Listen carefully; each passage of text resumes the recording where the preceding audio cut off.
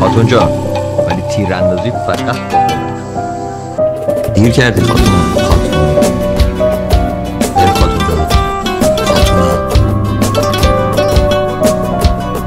دست زیر سرت خواهدش. خاتون جان نمیه شما.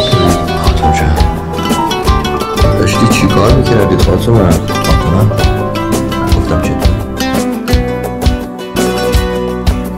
قصه عشقی که میگم عشق لیلای مجنونه، با یه روایت دیگه لیلی جای مجنونه.